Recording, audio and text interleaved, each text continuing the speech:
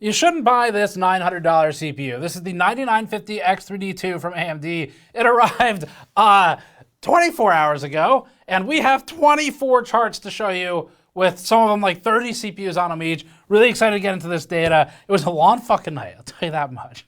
All right, I'm looking forward to sleeping. But there's one big problem with this specific CPU, which is that it's stuck in upside down mode. That's because this CPU came from Steve from Hardware Unboxed in Australia. And if you're in the Northern Hemisphere, then it means your CPU will look a little different. So this one's not fully aesthetically representative of what yours would look like because it's upside down. Also, if you flush this down the toilet, it'll go the other direction. But other than that, should be pretty representative. And of course, thanks, Steve. Thanks, Dave. Thanks, Steve. Thanks, Steve. All right, no bullshit, but no other bullshit. Let's get straight into the conclusion for you. We'll do something fun for this one. You all always ask us for a summary chart, so we'll one-up you and give you a summary chart before we even hit the ad. This is the review. Stick around for the details and the other 25 plus CPUs not shown here in the other charts. In gaming, the 9950X3D2 runs 0% to 6% better or so against the 9950X3D1. Against the 9950X non-3D, predictably, it's anywhere from 21% to 71% better. Against the 9800X3D, they're often about the same, sometimes slightly worse, sometimes slightly better. Against the 270K Plus, it's variable, but often 20% to 30% better for the 9950X3D2. Now, this so far is ignoring value, but we'll talk about that through the rest of the review. In our scientific testing, which includes SpecWorkstation OpenFOAM Computational Fluid Dynamics Analysis, large-scale atomic molecular massively parallel simulators for molecular dynamics modeling and material science, that is a mouthful, biomolecular modeling, and convolutional filters, we saw mostly similar result of 0 to 6% improvement for the 9950X3D2 over the 9950X3D1. There was one breakout exception though, which was the OpenFOAM Computational Fluid Dynamics test that had the 9950X3D2 at 34% improved over the 9950X3D. This test seems highly sensitive to cache, so that maybe makes sense. That said, this is also an experimental test, which means it's more prone to error or issue. We'll talk about that in this review as well. Finally, in the production test, the 9950X3D2 is 0% to 9% better than the 9950X3D1. Intel gets closer to it with the 270K Plus as well versus the earlier tests. And that covers the first 21 or so charts, but we have some more scattered throughout here like frequency analysis. That's pretty much it though. That's the whole review. 0 to 6% in a lot of cases. It's just not worth $900, but we'll go over more detail and talk about the value throughout the rest of this. Mostly we just wanted to respect everyone's time, so if you liked it, please like, and I don't know, check out the store or something if you want to support us. Hopefully that helps get you the TLDR quickly though. With the conclusions out of the way in the first 2 or 3 minutes of the video, it's time to show our work and get into the detail of this CPU that you shouldn't buy because it's $900. Before that, this video is brought to you by Arctic and their MX7 thermal paste. Arctic's new MX7 is a higher viscosity paste, with Arctic claiming that the increase in viscosity from filler content and the texture benefit improve its performance while reducing the risk of the pump out effect over time. MX7 is intended for longer endurance applications and to be left in use for extended service life. Arctic also now has a counterfeit paste checking website because, believe it or not, knockoff paste from non-first-party sources is actually relatively common for the big brands to experience, so they have a site to check the validity of it. Get a tube of Arctic's MX7 thermal paste at the link in the description below. All right, basics. So $900 CPU, it's 2 CCDs, it has an I/O die, that's 3 total chiplets. The 2 CCD chiplets have stacked V cache, both of them this time. That's the difference, which brings up to 192 megabytes of L3 cache in total. And that's really the key here. It simplifies the scheduling, it simplifies the core parking situation, because instead of now worrying about, you've got kind of like the faster CCD with less cache, and then you've got the CCD with more cache, it's all the same. Now the problem with this is AMD was pretty hesitant to releasing such a solution for years now. We actually got to see, I think it was the 5950X version of this or something many years ago in the lab. One of those didn't come out. And the reason for that is what you're gonna see today. In most cases, not interesting. There's one case where it was very interesting, but that's kind of what we're evaluating. Basically, it makes things simpler. It's just that the stuff it's simplifying is mostly automatic anyway, so it wouldn't really be on your side. AMD, as we said in our previous video, has not responded to us for actual queries about any of the stuff we're asking about for content for months now. So we are testing this As consumers, as end users, technically this processor launched today, the day I'm filming this, the 22nd, and we're benchmarking it just like an end user would. We used all the public everything and nothing from AMD because it doesn't seem to talk to us anymore. As soon as it arrived, we dropped the CPU into a bench and got it running. So 24 hours later, we've got a super dense review for you. I'd like to add even more charts like we normally do, but I'm pretty happy with it. Like, you're producing 1 full chart per hour. Pretty fucking good. Very proud of the team. And let's get into the specs, the basics, the prices, and the numbers. The specs are simple on this. The AMD 9950X3D2 is a 16-core, 32-thread CPU on Zen 5 architecture and uses the AM5 socket, as you'd expect. The CPU has a maximum advertised boost of 5.6 GHz, which we'll validate shortly in testing, and a base clock of 4.3 GHz. Other specs include the 192 megabytes of L3 cache due to the Vcache stacking on both non-I/O chiplets. So there's, of course, a third chiplet for I/O as well. TDP is at 200 watts claimed for this part. Comparing the 9950X3D to the 9950X3D2, the new X3D2 has a lower clock, down 100 MHz from 5.7 GHz, the same base clock, and of course the X3D2 has more cache at 192 versus 128 megabytes for the prior 9950X3D Non-2. TDP is also higher on the newer part at 200 watts instead of 170 watts, which gives the 9950X3D2 more power budget that it'll need. Those are the main differences. Time for a CPU market pricing update getting into this, just to let us know what we're working with. The 9950X3D2 is in fact a $900 CPU. It's out now, technically, and that's the price it landed at. This is astronomical, and in the high end of the market, it's bordering where HEDT CPUs used to be sold. By comparison, the 9950X3D, with just one stacked cache die, is $657 right now, marked down, for whatever that's worth on these retailers, from $700. That means the 9950X3D2 is 37% more expensive at least than this listing for the 9950X3D, although we've seen some where they're closer to 30% apart. For gaming parts, the 9800X3D is currently $464 on Newegg, with the 7800X3D way down at $389. Actually worth considering, assuming you either have RAM already or are just fortunate enough to be able to afford it.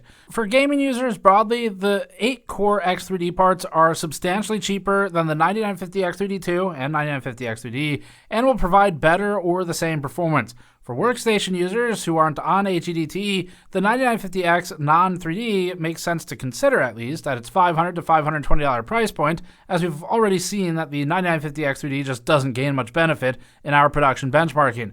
Intel's 270K Plus CPUs just launched as well, technically at $300, but they're already $350 on multiple retailers.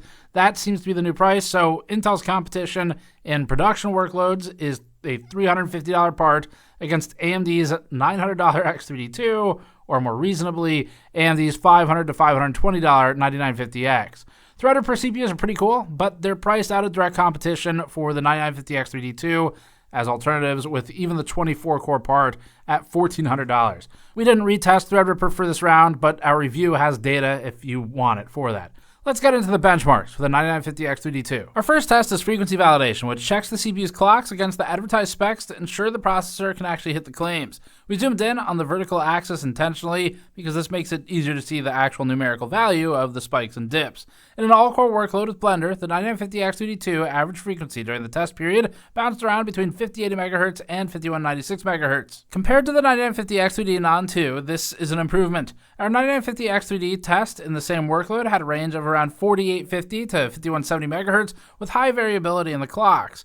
The CPU is bouncing off of power limits as the cores balance the workload, so that mirrors behavior we've seen in the past for limited scenarios, and the 9850X3D had a relatively flat frequency by comparison for another new CPU, although not as flat as we've seen elsewhere. For the 8-core CPU, the 9850X3D, we saw it typically around 5200 to 5270 MHz. Next is the single-threaded frequency validation test. This measured against the maximum advertised boost in AMD's marketing and spec materials, which list a 5.6 GHz clock. The 9950X3D Non 2 has a maximum advertised clock of 5.7 gigahertz, so the older of the two X3D 16-core CPUs should clock higher here. In our testing, the 9950X3D2's maximum clock was typically around 5580 to 5625 megahertz, mostly satisfying the requirement of hitting 5.6 gigahertz. It's not always there, but it hits the speed enough that AMD is meeting the bare minimum of not lying on the spec sheet. We'll take the wins where we can get them these days. The 9950X3D Non 2 clocks higher, as the spec sheet suggests. It's at 5700 to 5725 megahertz in most scenarios,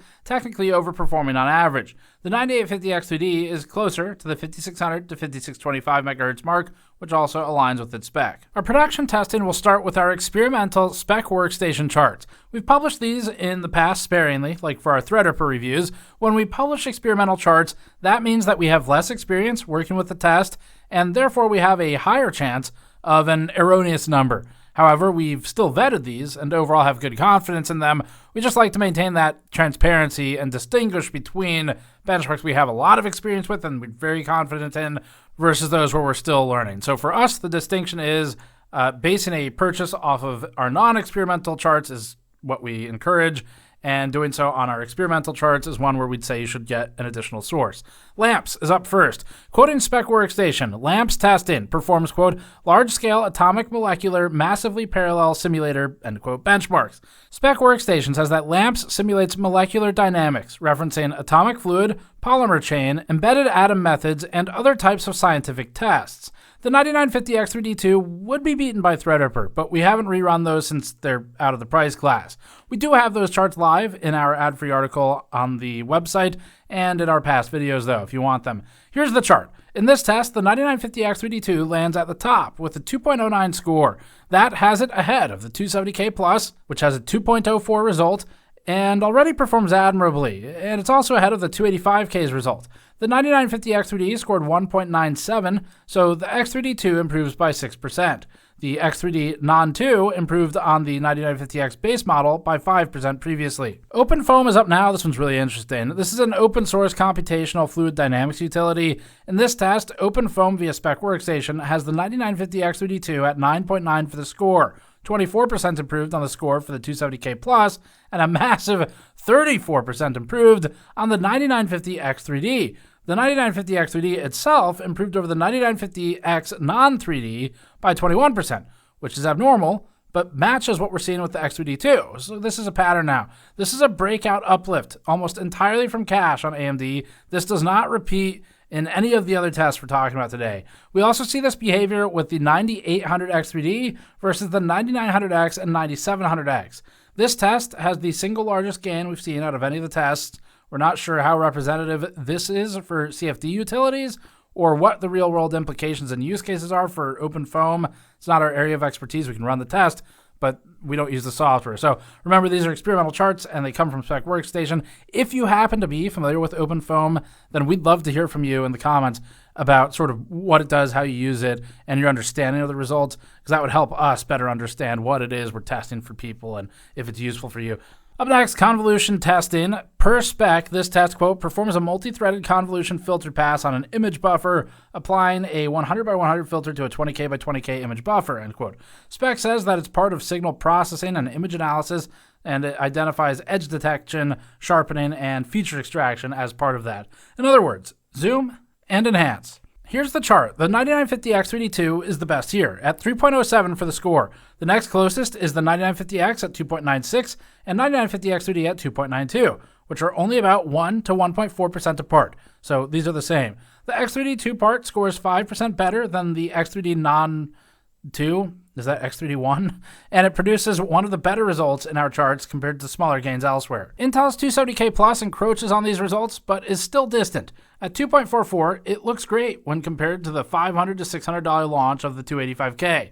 The 9950X3D2 is 26% ahead of the 270K Plus, but given the price, it should be more than that. NAMD is next, which performs benchmarks to, quote, model large biomolecular systems with NAMD, a scalable molecular dynamics package designed for biological sciences, end quote, which Spec says is used for, quote, research in biochemistry, pharmacology, and molecular biology, end quote. In this one, and remember we consider this an experimental chart, the Intel CPUs seem to have a disproportionate advantage. This is likely for architectural reasons. The 270K Plus is the best here so far at 2.87 for the result. The 9950X3D2 scored 2.4 in this test, trailed by the 2.28 result of the 9950X3D1. The X3D2 has another 5 to 5.3% uplift here over the X3D part, but Intel is beating it in price and performance, and by kind of a lot, with a 20% lead in the score. This seems to be heavily scaled by core count on Intel, judging by where the 265K and 250K land. Moving on to production testing, we'll kind of start here today because this is where it makes more sense. We'll start with CPU rendering in Blender for tile-based timing. The 9950X3D2 is technically the new best on this chart, but it's not by more than variance at a 0.1 minute advantage rounded. And it's also not due to the cache, as this test doesn't really use that much of it. The 9950X3D2 completed the render in 5.8 minutes, the 9950X3D at 5.9 minutes, so they're the same, especially because the 9950X3D technically should have a slightly higher clock at times, so in some scenarios it should do a little bit better. In this one, if we ran this again and again and again, they'd kind of keep lining up to be about the same. Intel's far cheaper 270K Plus required 6.5 minutes to complete the render, which is close enough to AMD's $500 9950X that it'll need something competitive soon to deal with Intel's encroaching, cheaper CPUs. The 9950X3D2 isn't providing any meaningful benefit in this test, unfortunately for AMD's production workloads, so let's move on. Chromium Code Compile is up next. In this test, the 9950X3D2 does relatively well, requiring 88.1 minutes to complete the full code compile. That's one of the largest improvements we've seen so far for this specific CPU versus the 9950X3D. The compile time reduction is 7.2% to the new X3D2 from the 9950X3D's 95-minute compile time. So at least we're seeing some change here. The 9950X required 101 minutes, so the 9950X3D2 benefits from a 12.7% reduction in compile time required, with the 270K Plus just behind the 9950X. Really, despite the improvement from the 9950X3D2, the 270K Plus is the impressive one here at $350 with the unfortunately new pricing. It's about the same performance as the $500 to $520 9950X. The biggest problem with these Intel CPUs is the dead-end socket, but hopefully they address that next time. Anyway, at least in this test, the 9950X3D2 shows some signs of life and uplift. 7-zip file compression testing is next, measured in millions of instructions per second, or MIPS.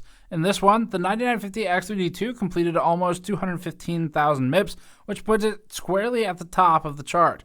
This is also one of the rare tests that actually shows an advantage for the additional cache. The 9950X3D2 ends up with a 9% improvement over the 9950X3D Non-2. This is one of the only benchmarks where we've seen such an improvement as well. We still can't find the justification for $900 though. Threadripper obviously would far outstrip the performance of this and also give more PCIe lanes alongside other benefits, so high-end workstation builds have that option available, which lands this sort of in a weird middle ground with limited applications benefiting from it. Intel did overall well here with its 270K Plus at 183,000 MIPS, just behind the 14900K, while dropping the price substantially. It's not Intel's best showing with the new CPUs, but this is a reminder that Intel saw a major uplift with its refresh. In 7-zip file decompression, we went back through and pruned some of the excursions from standard deviation with our 9950X3D data and reran the numbers. That pushed the 9950X3D technically ahead of the 9950X. In our previous data set, it was tied or slightly behind. This is because the 9950X3D and the 9950X3D2 both have higher run-to-run variance in 7-zip decompression than we've seen in other CPUs for this test, meaning the performance is more variable for these two specific parts. That's not great, but when it runs stably, the X3D parts are at least at the top. They just sometimes dip down and tie the 9950X instead. The 9950X3D2 doesn't see any advantage from its extra cache. The X3D CPU ran at 283,000 MIPS, with the X3D2 part within rerun distance at 281,000 MIPS. The 9950X was at 275,000 MIPS, so overall, despite some movement, again, not really worth the $900. Intel's 14900K outpaces its newer 270K Plus and 250K Plus CPUs and is the closest to AMD's top performers from Intel right now.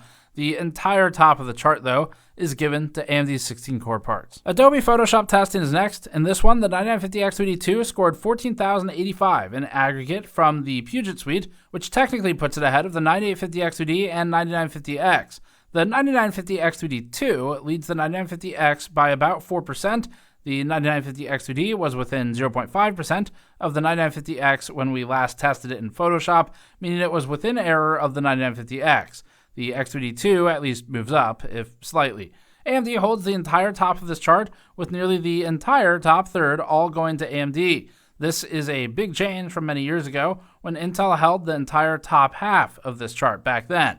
AMD is still doing well with Photoshop testing in Puget these days, so they hold the top. Intel's 270K Plus put its top performer here, landing between the 7700 and 7800 X3D from the last generation of AMD CPUs. DaVinci Resolve is next before we get to gaming. This test uses the Resolve software for video editing and production under the Puget Benchmark suite.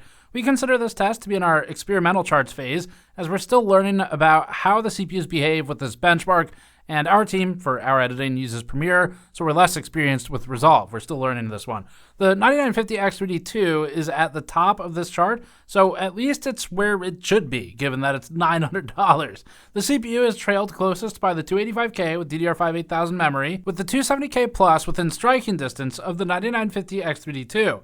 The X3D2's 14,604 result has it 2.6% ahead of the 270K Plus, yet it's 157% more expensive at $900 versus $350. The 9950X3D, non-2, scored 13,976 here, giving the X3D2 a lead of 4.5%. That's roughly in line with other moderate gains we've seen. It's not exciting.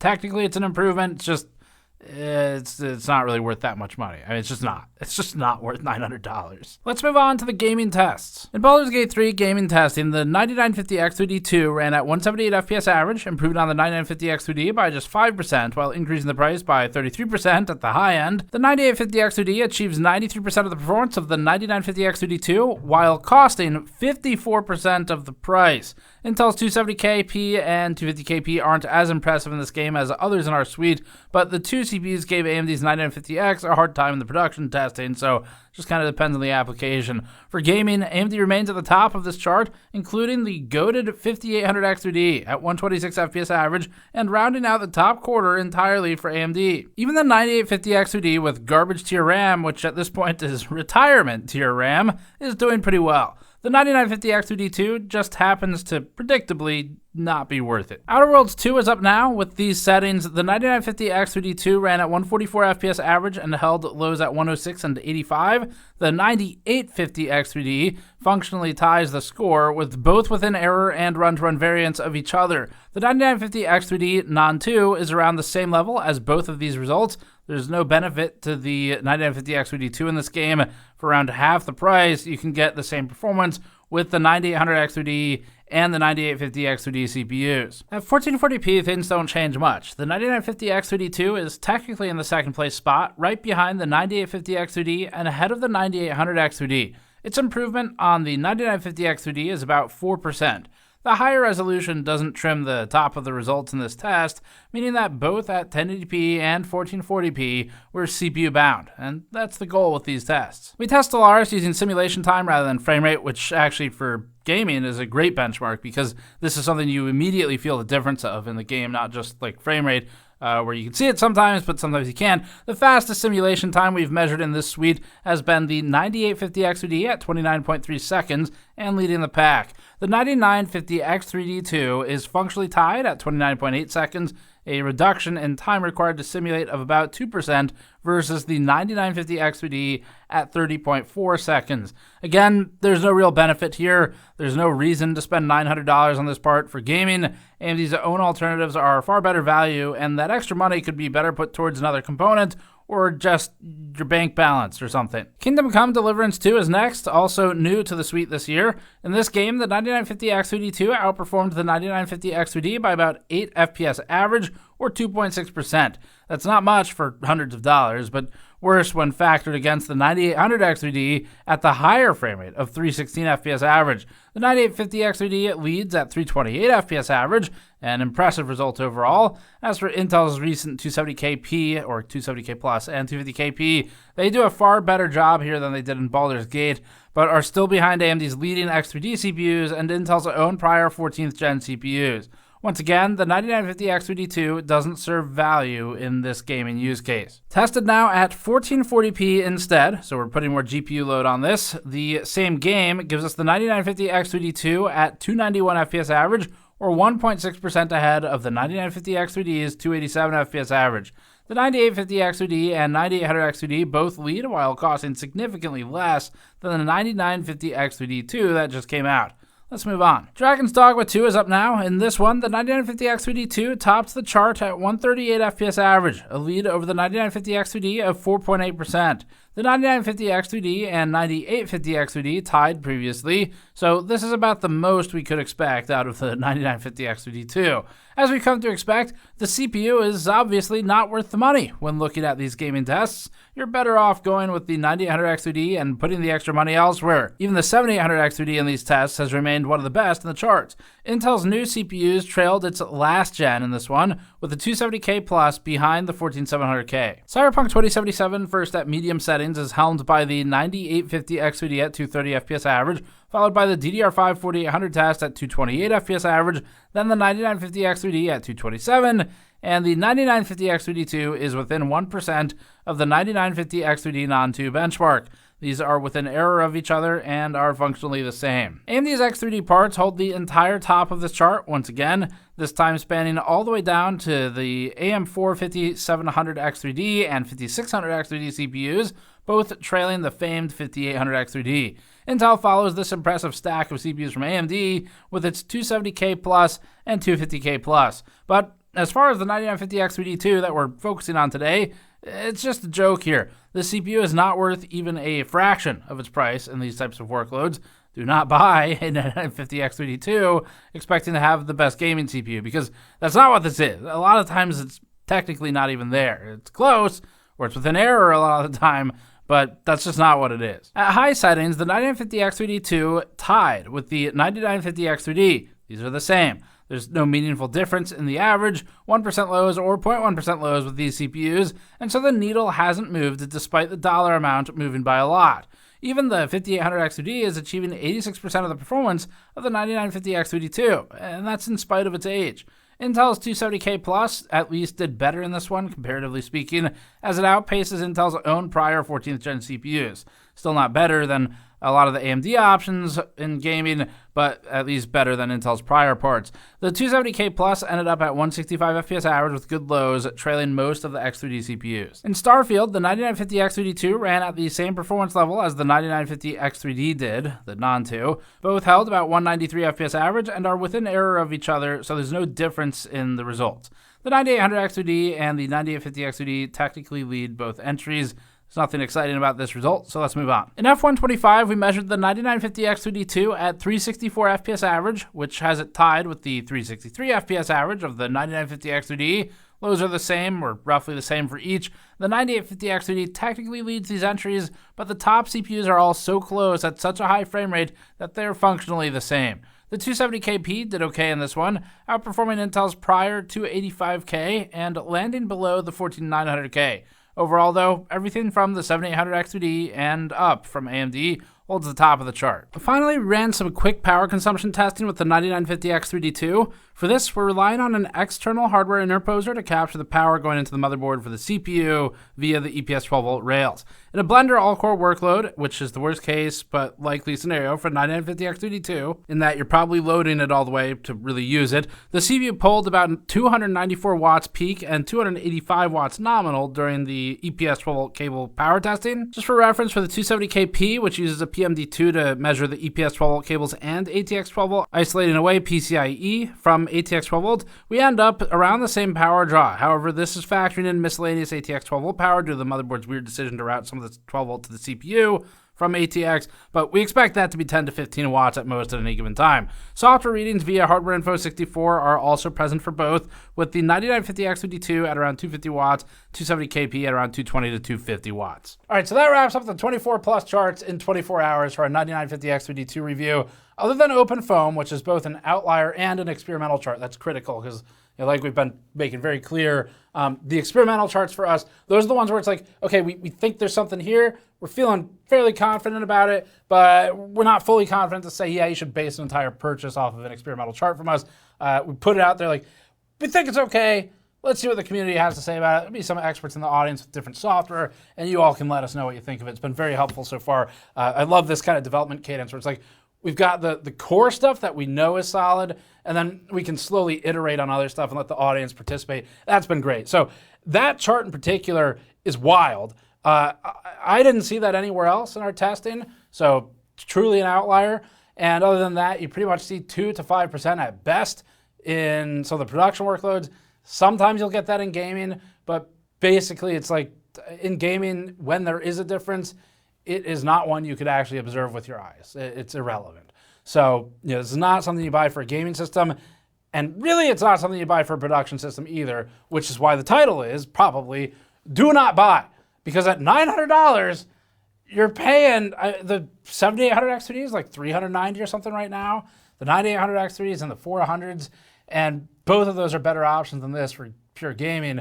For production, the 9950X gets you most of what you're gonna get from any of these CPUs. But even if you want X3D, which is substantially cheaper than the X3D2, I guess you call it X3D1, even if you go with that,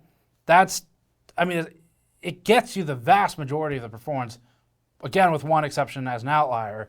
Everything else, basically identical or literally identical in a lot of cases.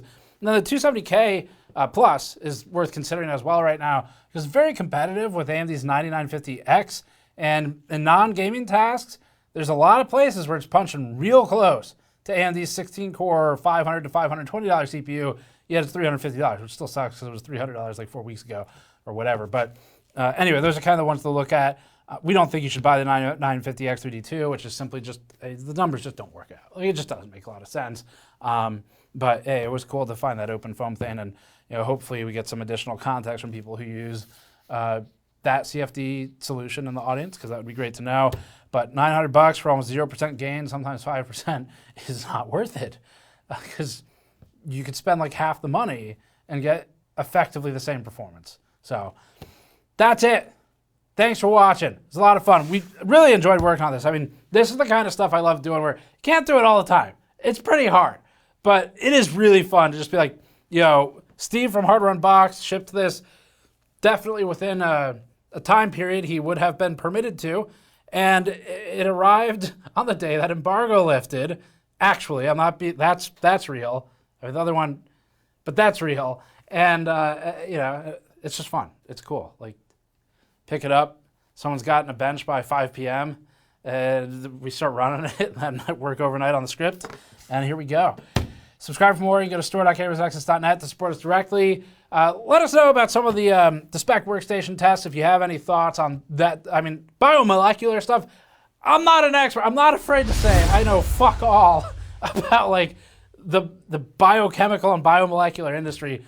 So if any of that stuff's useful to you, please let us know, because it tells us like, hey, maybe we should keep this in the charts more permanently. And likewise, if you know that it's not representative, that's good to know too, so we can filter it for something else. So that's it. We'll see you all next time.